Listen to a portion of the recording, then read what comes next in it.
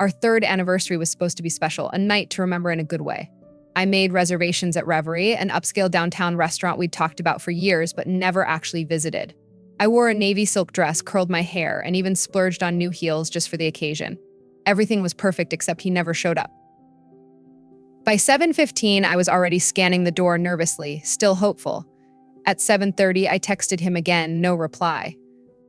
At 8, I called twice and went straight to voicemail both times. The server stopped by with a pitiful smile and asked gently if I wanted to keep waiting or reschedule. I gave her my best fake smile and said, he's probably stuck in traffic. Deep down, though, I felt the first sting of embarrassment in my chest. I glanced at the other tables full of couples laughing over wine and appetizers. My reflection in the window looked like someone trying too hard to believe this was still a date night. Then at 8:45, just as I reached for my clutch to leave, the doors opened. He walked in, not with flowers, not with an apology, but with 4 of his friends. They were already laughing like they'd been bar hopping, reeking of beer and bravado.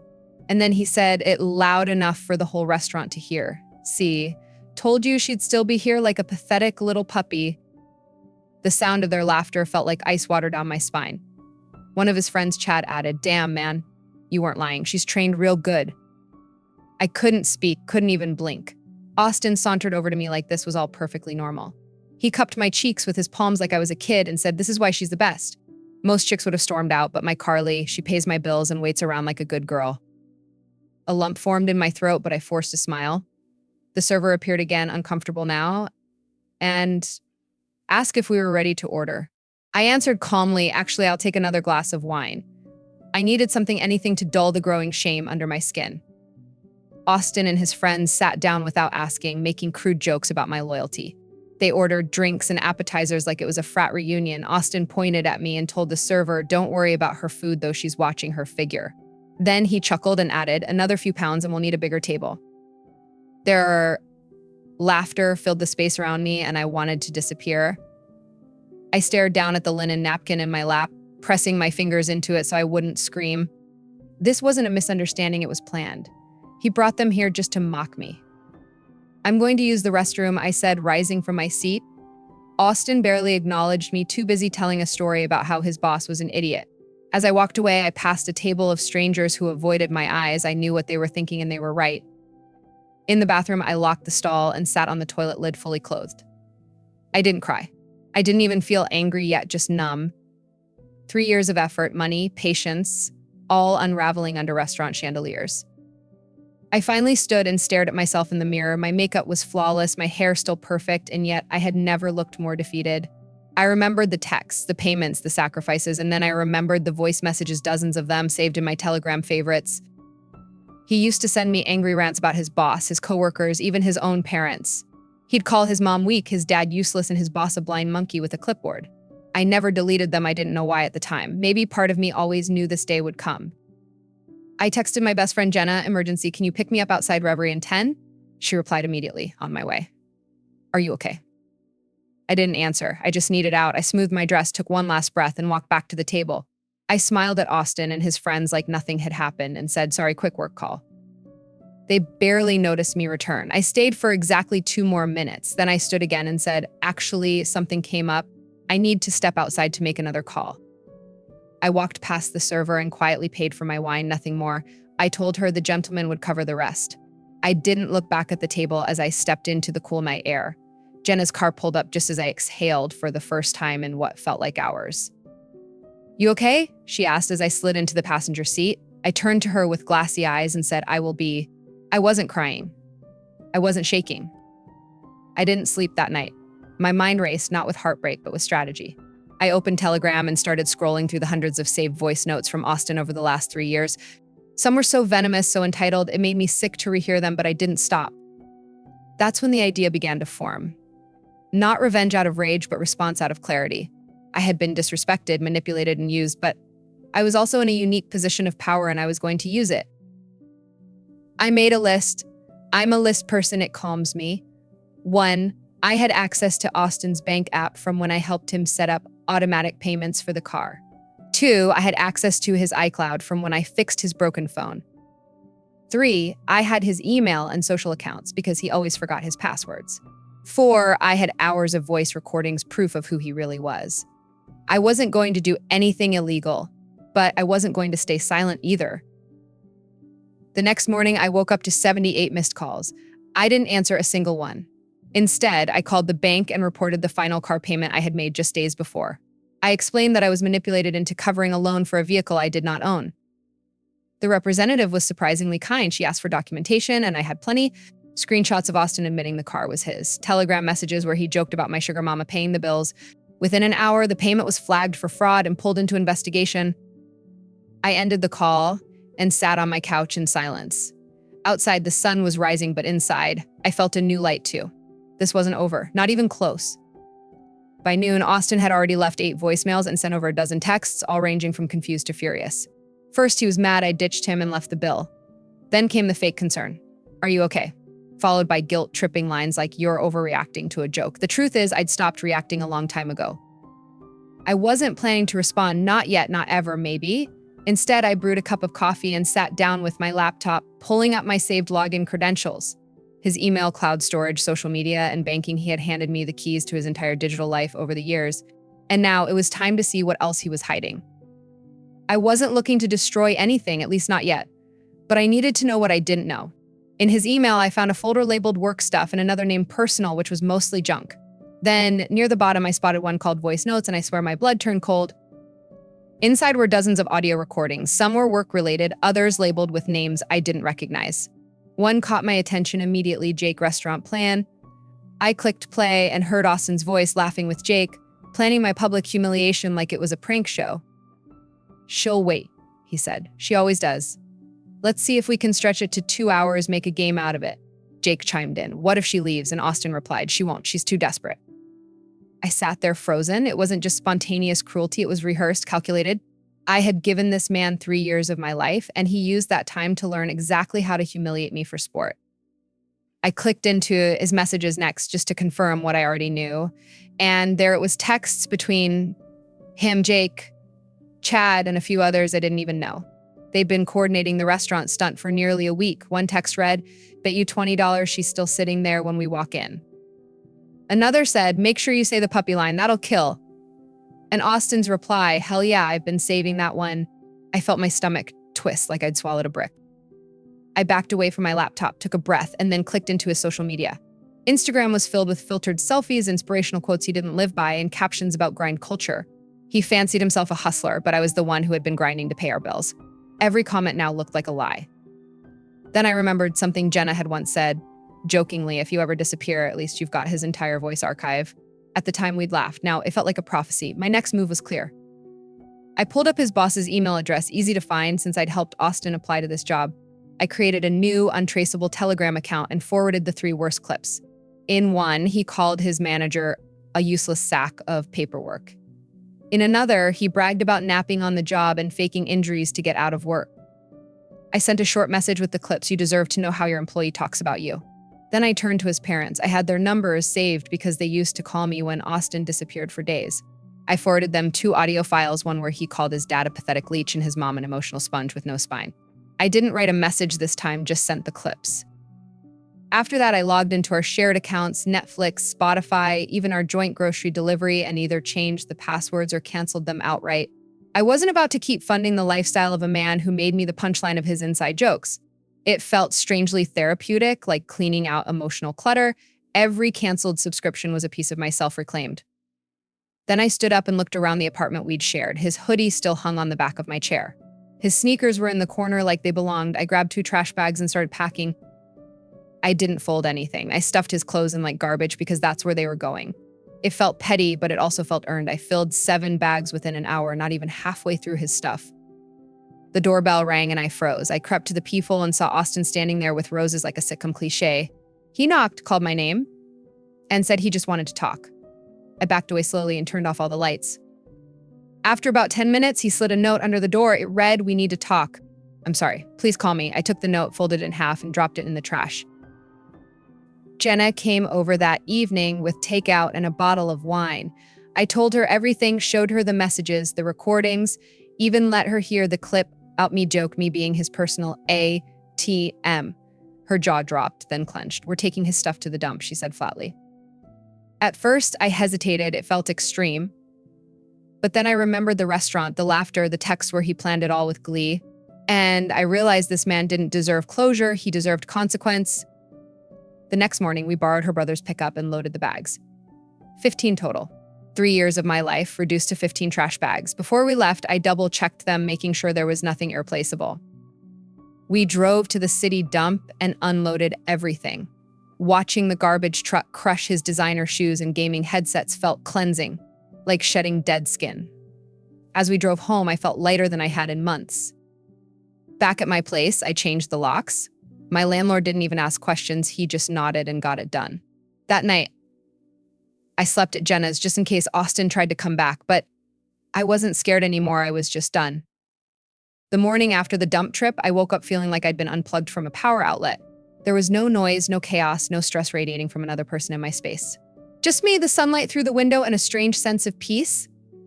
That was until I heard scratching at my door. Not knocking, scratching. Soft, repetitive, enough to make my skin crawl. I tiptoed toward the peephole and saw Austin sitting on the hallway floor. He looked wrecked, same clothes as 2 days ago, hair a mess, sliding tiny paper notes under my door one by one. I turned up the volume on the doorbell camera and listened. Each note had a desperate message. Please talk to me, I need my stuff. My parents won't talk to me, I'm sleeping in Jake's car. Part of me felt the tiniest twinge of pity for about 3 seconds. Then I remembered the sound of his voice calling me pathetic while his friends laughed. I picked up the notes not to read them, but to document them. Evidence in case this spiraled into harassment. Then I made some instant coffee because naturally my Keurig decided to die that morning. Even my appliances were ready for a fresh start. While sipping the world's saddest coffee, I checked my phone. 17 new voicemails and over 80 missed calls. I was about to delete them all until I saw one from his mom. Curiosity got the better of me, so I pressed play. She sounded upset but not angry. She thanked me for sending the voice clips. She said she had no idea her son spoke about them that way and was deeply ashamed. She asked softly if we could talk someday when I was ready. I saved that voicemail. I wasn't ready to speak to her yet, but I appreciated her honesty. At least someone in his family had a conscience. That made one of us. Later that morning, my doorbell rang again. I checked the camera this time. It wasn't Austin. It was Jake. He stood awkwardly outside, hands in his pockets, talking aloud like I could hear him through the door. And I could. He said, Austin's a broken man. You've made your point. It's time to stop. I stayed silent, but then he said something that made my eyebrows raise. I wasn't even there that night, he claimed. I had no idea he was going to do that. I blinked, stunned he'd been right there, laughing, making jokes, joining in. Was he actually trying to rewrite reality in hopes I'd fall for it? I later checked the doorbell footage and noticed Jake had been recording himself talking at my door, probably trying to get me to say something emotional or incriminating, sneaky.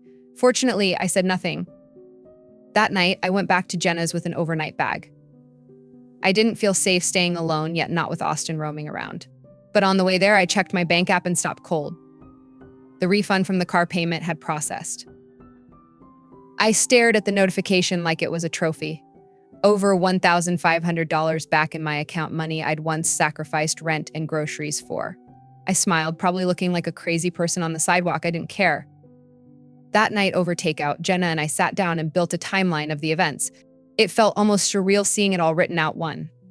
Thursday restaurant ambush. 2. Friday voice clips discovered and sent. 3. Sunday dump trip. 4. Monday refund process, confrontations begin. It looked methodical on paper, like some kind of movie plot. I wondered briefly if I'd gone too far. But then Jenna pulled up the screenshots of Austin's emails planning my humiliation and made me read them aloud again. Nope, not even close. If you find these stories inspiring and they motivate you to take action, please comment 9. If not, comment 0. Your feedback means a lot to us. Thank you for your valuable time. The next morning, I got curious and made a throwaway Instagram account to check on Austin's public profile. He still hadn't made it private, typical.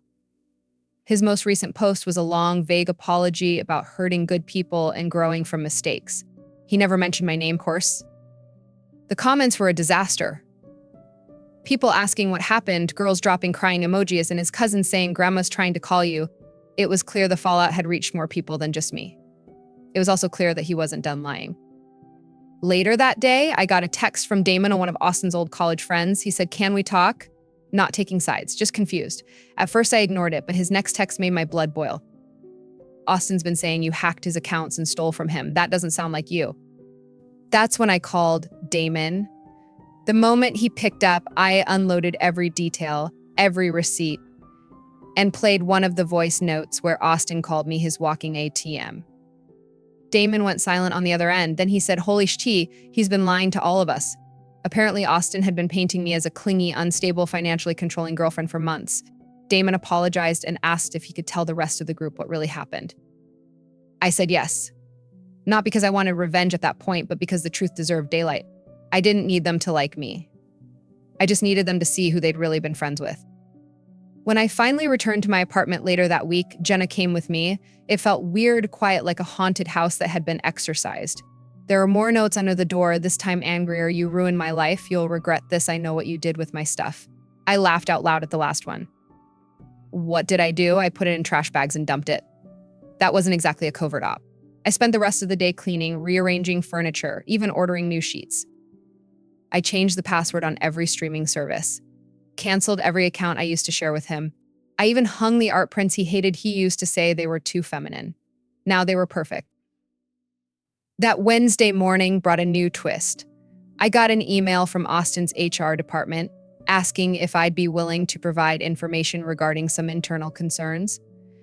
Apparently, his boss had passed along the voice clips. HR was now conducting a full review. I replied honestly, I hadn't recorded anything myself, nor accessed anything illegally. These were messages he voluntarily sent me over the years. I forwarded a few of the worst ones, the ones where he admitted to faking injuries and skipping work without notice. They thanked me and said I'd helped provide important context. That evening, I checked his Instagram again and saw a post that read, "Unemployment in this country is a joke." Subtle. I didn't comment. I just closed the app and ordered Thai food. I didn't expect to run into Austin's mom at the grocery store. I had just reached for a carton of almond milk when I looked up, and there she was, standing at the other end of the aisle. She looked tired, older than I remembered, but not angry. In fact, her eyes softened the second they met mine. She stepped closer and asked if we could talk for a minute. I nodded, cautiously. She told me she had no idea how badly her son had treated me, and that listening to the voice clips broke her heart. Then she said something I'll never forget. "Thank you for helping me see who my son really is." Apparently, Austin had been taking money from them too. They co-signed the Mustang, covered his insurance, and even gave him cash every month while he mocked them behind their backs. She said they felt humiliated, used, and betrayed. I didn't even have to say anything. Her guilt was written across her face.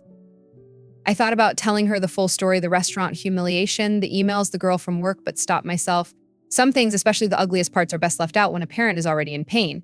I told her I appreciated her words and hoped she was taking care of herself. Then I wished her well and walked away with my almond milk and a heavy heart. When I got back to my apartment, I found a small Amazon box at my door. There was no name, no return address, just a note inside that read, "Thank you for finally getting rid of that loud jerk, apartment 3C. It was from my neighbor across the hall, along with a Starbucks gift card. I laughed for the first time in days. Apparently, Austin used to blast music when I wasn't home and had yelled at several neighbors. One time, he even cursed out the building manager because the laundry room was closed for cleaning. I had no idea he'd been that rude to everyone. It felt strangely satisfying knowing I wasn't the only one relieved he was gone. Later that night, I finally did something I'd been putting off. I changed my phone number. It was a hassle, yes, but the silence afterward was worth it. No more blocked calls. No more unknown numbers pinging with desperation or threats. For good measure, I also set all my social media to private and blocked every one of his new accounts. He'd already created 3 since I blocked the original. The man was nothing if not persistent. Too bad persistence doesn't equal character. The next morning, I checked the mail and found a letter from the car loan company. It confirmed that the loan had been terminated, the car repossessed, and included photos of the vehicle being towed from outside Jake's apartment. It also stated that due to the evidence I'd provided, they wouldn't pursue me for any outstanding payments. I stared at those photos like they were pieces of justice printed on glossy paper. Later that afternoon, Jenna called to check on me. She asked if I felt bad about how everything unfolded. I thought about it for a moment, sitting there with my tea and my peace, and said, no, not even a little. He took 3 years of my life, drained me financially and emotionally, and laughed while doing it. I didn't destroy him, I just exposed him.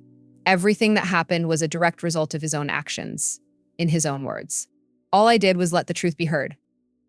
I started setting the money I used to spend on his car into a savings account. At first, it felt small, symbolic. But within weeks, it grew to over $2,300. I decided I was going to take a solo trip, something I'd never done before. I chose Portland. I'd always wanted to visit, but Austin used to say it was too weird and artsy for his taste. That made it the perfect destination. I booked a tiny Airbnb near a park and started counting down the days. In the meantime, I adopted a cat from a local shelter. Her name is Camille, and she's a tiny tortoiseshell with big opinions and zero tolerance for men. The first time my brother came over to help hang curtains, she hissed at him for 20 minutes straight. She sleeps on my pillow every night like a tiny bodyguard. At first, it felt strange being alone. The quiet was unfamiliar, almost uncomfortable. But over time, it began to feel like peace. I realized I hadn't had this kind of stillness in years. One day, I got a call from Damon again. He told me the friend group had found out everything about the restaurant setup, the emails, the mocking. Austin had tried to spin the story in every direction, but eventually the truth was too loud to ignore. Damon said, "We've all cut ties with him. I'm sorry it took this long." A week later, I got a DM from someone unexpected, Austin's brother. We'd only met twice, and both times he barely acknowledged me. His message started with, "I know this is probably inappropriate," which is never a good sign. Then he said, "I just wanted to say you didn't deserve any of that, and also if you're ever interested in coffee." I didn't even finish reading. I blocked him mid-sentence. The audacity of that family was truly something else. I sat there shaking my head and laughing alone in my apartment. One night, while cleaning out the last junk drawer Austin used to stuff random cables into, I found an old birthday card I had written him. Inside, I'd written about how proud I was of him, how I believed in him, how excited I was for our future. I stared at those words for a long time. Then I ripped the card in half and tossed it in the trash without blinking. It was strange how easy it was now to let go. The tears I used to shed? Gone. The anxiety that used to knot my stomach every time his name popped up on my screen? Gone. All that remained was clarity. I'd spent so long carrying someone who had no intention of ever walking beside me. I made excuses, I rationalized, I hoped. But in the end, love isn't about how long you stay, it's about how well you're treated while you're there. And I had been treated like an option, not a partner. 6 months have passed since I walked out of that restaurant in silence and never looked back. Sometimes it feels like a lifetime ago, like someone else lived through it. Other times, the memory hits me like a flash, his voice, his smirk, the sound of those men laughing at my expense. But now, instead of rage or shame, I feel nothing but gratitude for the woman I've become. After the trip to Portland, which was every bit as freeing and beautiful as I hoped, I came back changed. I hiked alone, journaled in quiet cafes, and took long walks without checking my phone. I even struck up conversations with strangers, something I never used to do. Every morning I woke up without anxiety and my chest was a small miracle. Back home, life became lighter in ways I never expected. I moved into a smaller, brighter apartment across town, one with big windows and no echoes of his voice. I filled the space with things I loved: plants, art, throw pillows he would have called clutter. I also replaced every piece of furniture he ever touched. Camille, my little Philian roommate, has claimed the place as her kingdom. She follows me from room to room, sits on my laptop when I try to work, and glares at delivery drivers like they owe her money. She's the emotional support animal I didn't know I needed, and in her own weird way, she reminds me daily that love shouldn't come with insults or conditions. One afternoon, I got a message from Damon again. He said Austin was still couch surfing, jobless, and blaming everyone but himself. Apparently, Amber, the girl from work, is now his on and off girlfriend, but it's a mess. She caught him messaging other women on Tinder, and he swore they were just friends. Damon said, "She's where you were 3 years ago." That hit me, because I remember what it feels like to believe a lie just because you've invested too much to let go. I only hope she figures it out faster than I did. 3 months ago, something wild happened. Austin's brother reached out again. This time through a new Instagram account. He apologized for the previous message, said it was out of line, and claimed he just wanted to say he admired how I handled everything. I didn't reply, just blocked him again. Closure doesn't need conversation. The most surprising message came last month from Austin's mom. She called to let me know they'd sold the car at auction. It went for less than what was owed, and now Austin has to pay the difference out of pocket. His attempt to blame me legally failed, her words, not mine. She said, "He told the lawyer you forced him to accept your help, but your texts and voice clips showed otherwise." Apparently, his own attorney told him he had no case. I asked if she was okay, and she sighed and said, "I just wanted better for him." I told her kindly. So did I? And that was the last time I spoke to anyone from that part of my life. I meant it when I said, I didn't want revenge, I wanted peace. And that peace came slowly, steadily, one brave decision at a time. First, the silence. Then, the savings.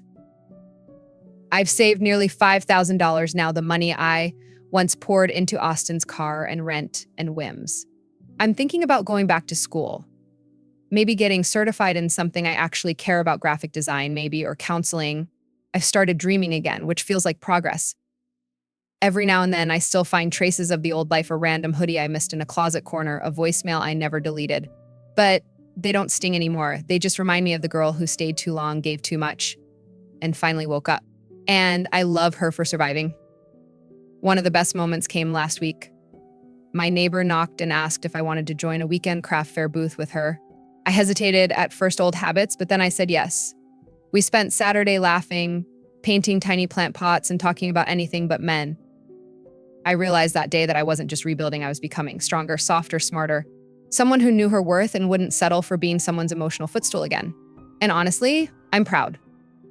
I think about what I'd tell other women going through something like this. I'd tell them, listen to your gut the first time he crosses the line. Don't wait for the apology to fix what the pattern keeps breaking, and never ever let someone convince you that your kindness is a weakness, because it isn't.